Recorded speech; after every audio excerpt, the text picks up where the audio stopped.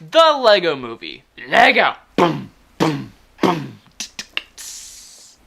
Welcome back to 2011, everybody.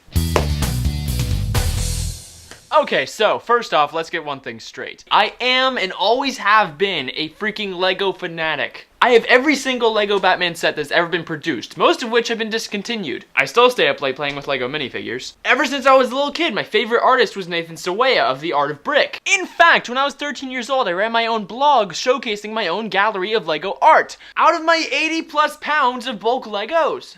Legos. My freaking light switch thing has Legos on it right here. Look. Bottom line, I was and am one of the biggest Lego fans there's ever been.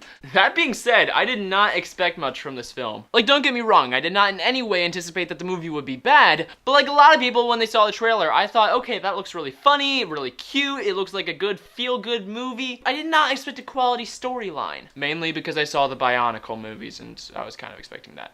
I was blown away by this film. Not only did it deliver with being hilariously slapstick funny, but it actually had a really solid plot, truly fantastic writing, and a really good, really deep message. Oh no, what's happening? Mind blown. Okay, so here's some things I loved about this film. There are two messages that come out of this movie that were absolutely fantastic. The first is that there aren't just a select few extraordinary people in this world that can make a difference, but rather that the ordinary person can do extraordinary things. And the second is that it's not just okay, but it is excellent, it is awesome to build your own way and think outside the box. Don't just follow the instructions, but do things your own way. And of course that statement, that idea, not only applies to building with Legos, but applies to anything else that you're ever going to do in your life. That is an extraordinarily bold and beautiful thing for Lego to say to its audience. Another thing that I loved about this movie is that it showed the imperfections of Legos and they like laughed at themselves. For example, there's this one character that's supposed to be like the generic Lego spaceman and his helmet is cracked right here. And that is hilarious because anybody who had this generic 80s spaceman knows that the helmet would always crack right here at the chin. And second, Emmett's hair, the main character's hair, actually has the factory crease down the middle. Instead of trying to make this plastic hair look uber realistic, they actually made it look like a legitimate Lego part. Part. Where's my pen?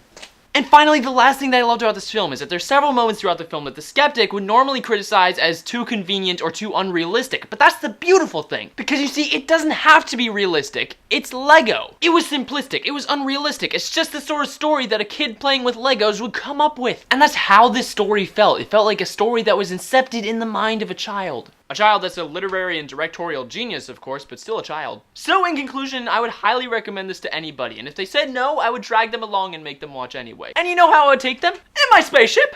Spaceship! This was not simply a kid's movie, it was a movie for anybody who was or ever had been a kid. It was a movie for the kid inside. And I admit that I am biased, but I'll give it a 10 out of 10. So bam! There you go.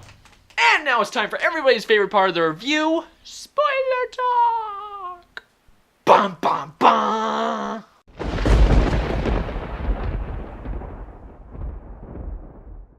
So if you don't want spoilers, click away right now because only God can judge. So first off, throughout the entire film, Emmett is being told that he is the special, the chosen one from Vitruvius' prophecy that's supposed to restore order to the world and defeat evil. One day, a talented Lasser fellow, a special one with skin of yellow, will make the piece of resistance found from its hidden refuge underground.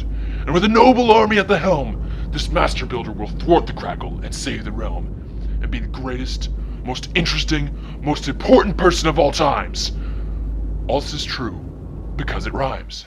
And after hearing this over and over and over again throughout the film, Vitruvius, or rather Ghost Vitruvius, says to him, Emmett, I made it up because I knew that anybody could be the special as long as they believed that they were. That was excellent because Vitruvius is basically saying anybody, any average person on this earth can be extraordinary. All that they have to do is know that they are extraordinary. Ha! Dodge this, Matrix! And lastly, the big and beautiful spoiler. It's all the game. Basically, Emmett falls into the real world and he finds out that the entire world that he has lived in is just this giant room of Lego sets. and that the entire story has been driven by this one kid playing with his father's Legos, and that Lord Business, the villain of the movie, is based off of the boy's father. And before anybody gets upset, I want to establish that the moral of the story is not rebel against your parents. But his father keeps saying to him, No, you're not supposed to play with them like this. There's a very specific way that these all have to go together. but his son doesn't think like that. He thinks outside the box. He doesn't follow the instructions. And then his father finds the supervillain minifigure, Lord Business,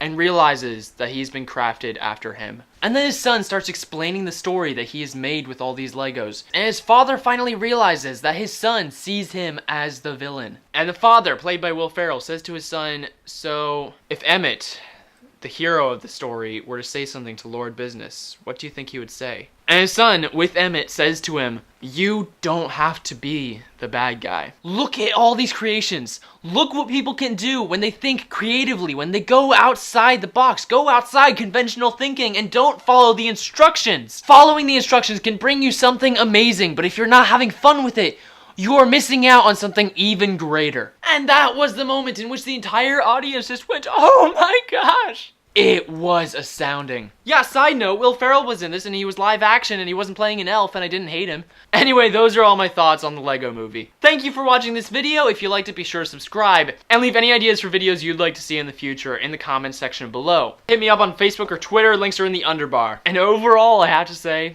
everything was awesome. Everything is awesome!